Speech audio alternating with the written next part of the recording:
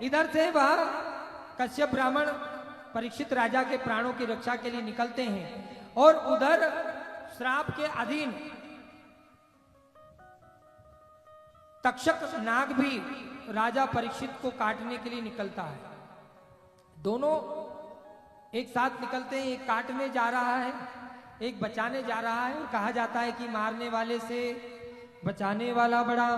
तो यहाँ अवश्य कश्यप ब्राह्मण बड़े जरूर है, लेकिन वह धन के अधीन अगर जा रहा है तो वह उस तक्षक नाग से भी छोटे हैं। दोनों का मिलान होता है जंगल में, राजा के परीक्षित राजा की नगरी से थोड़ी दूर पर ही। और वो दोनों आपस में पूछते हैं कि आप कहां जा रहे हो। तक्षक कहता है, तक्षक नाग कहता है कश्यप ब्राह्मण से, आप कहां जा रहे हो। और कश्यप ब्राह्मण भी तक्षक नाग से पूछता है कि आप कहां जा रहे हो, क्योंकि तक्षक नाग तो सब इच्छाधारी नाग है और वह मनुष्य रूप धारण करके जा रहा है परीक्षित के प्राणों को हरने के लिए। तो कश्यप ब्राह्मण कहता है तक्षक के पूछने पर कि मैं राजा परीक्षित के प्राणों की रक्षा के लिए जा रहा हूं, कोई तक्षक नाग जो है उनको काटने वाला है और मैं उनके प्राणों की रक्षा करना चाहता हूं। अब तक्षक बड़ा अचंभित होता है कि ये ब्राह्मण परीक्षित को बचाने जा रहा है और उसे काटना मुझे ही है, उसे मृत्यु देना मुझे ही है।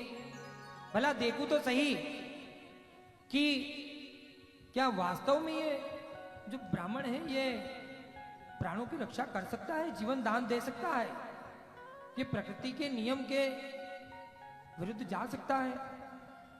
तो वो तक्षक नाग ब्राह्मण से कहता है कि हे ब्राह्मण, तुम जिन्हें बचाने जा रहे हो और जिन्हें काटने आ रहा है वो तक्षक नाग मैं ही हूं, परंतु मैं तुम्हारी इस बात से संतुष्ट नहीं हो पा रहा हूं। तुम क्या सच में प्राण दान दे सकते हो? अगर दे सकते हो तो मुझे इसका परिचय दो।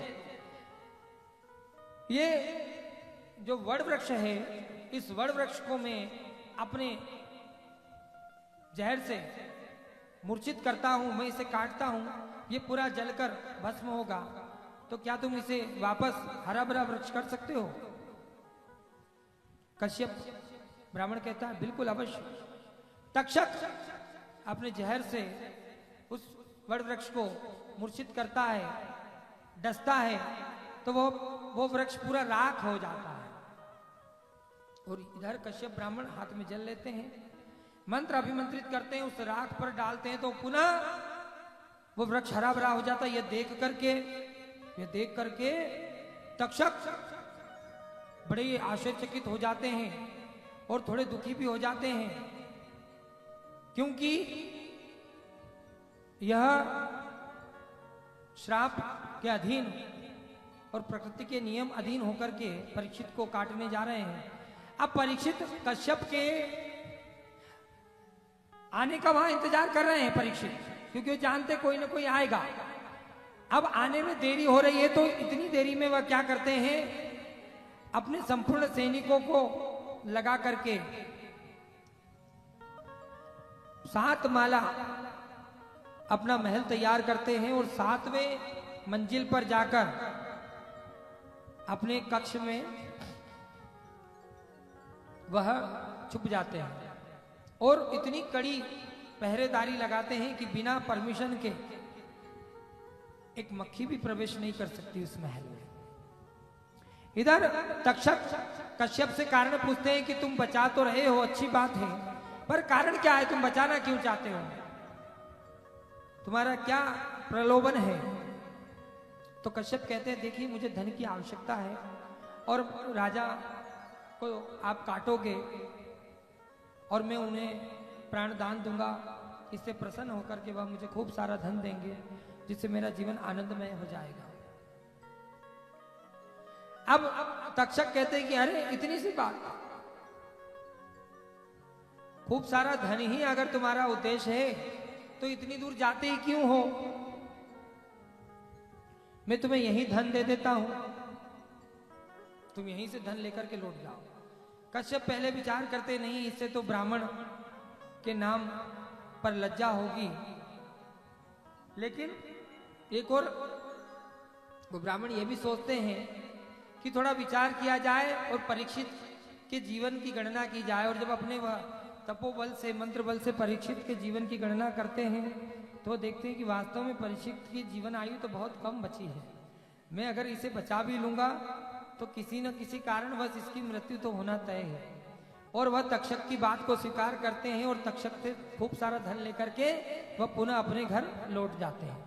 इधर तक्षक उन्हें डसने के लिए, काटने के लिए पहुंचता है और वहां जाकर के देखता है कि बहुत कड़ी पहरेदारी है, पहुंचना मुश्किल है। तो वह अपने भाइयों का स्मरण करता है। तक्षक अपने भाइयों का स्मरण करता है और उसके जो सर्प भाई रहते हैं वो वहां पर साधु वेश धारण करके आते हैं और हाथों में फल फूलों की टोकरी होती है और उस फलों की टोकरी में तक्षक एक सूक्ष्म कीट बनकर बैठ जाते हैं। और सारे वह साधु द्वारपालों के पास जाकर के कहते हैं कि राजा को सूचित किया जाए कि हम ऋषिगण उनका दर्शन करना चाहते हैं। द्वारपाल कहते हैं कि हे ऋषिवरों, अब यह संभव नहीं है। राजा 8वें दिन ही आपको दर्शन देंगे, किसी कारणवश आप क्षमा करें हमें, हम आपको ऊपर जाने की अनुमति नहीं दे सकते, ये राजा का ही हमें सख्त आदेश है। ऋषिगण कहते ठीक है, कोई बात नहीं, हम ऊपर नहीं जा सकते तो कोई बात नहीं, परंतु हम जो ये फल फूल इत्यादि राजा की भेंट के लिए लाए हैं, कम से कम आप यह तो ऊपर पहुंचा सकते हो। अब द्वारपाल सोचते हैं ठीक है, फल इत्यादि तो पहुंचाए जा सकते हैं। अब वह फल लेकर के द्वारपाल राजा के पास पहुंचते हैं, परीक्षित को वह फल देते हैं और ऋषिवरों के आने की सूचना देते हैं। अब राजा पहले तो अपमान कर चुके थे एक ऋषि का, अब वो सोचते हैं कि अगर अब दोबारा फल ये स्वीकार करके अगर ऋषिवरों का अपमान किया गया तो ना जाने कौन से घोर नरक में मुझे भेजा जाएगा।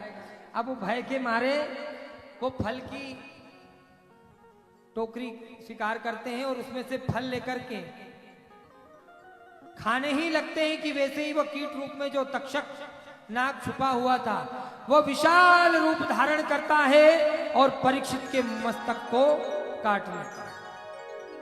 क्या करता है?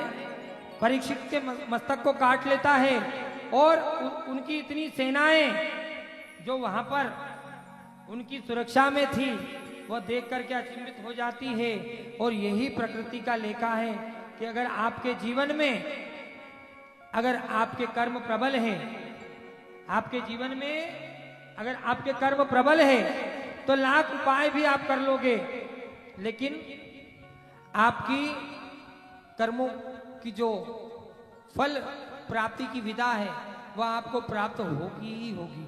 लेकिन इसका अर्थ ये नहीं है कि हमारे जीवन में समस्याएं आए तो हम उसका उपाय ना करें। उपाय करना चाहिए, उपाय करना अच्छी बात है। अब यहाँ पर परीक्षित की मृत्यु हो जाती है।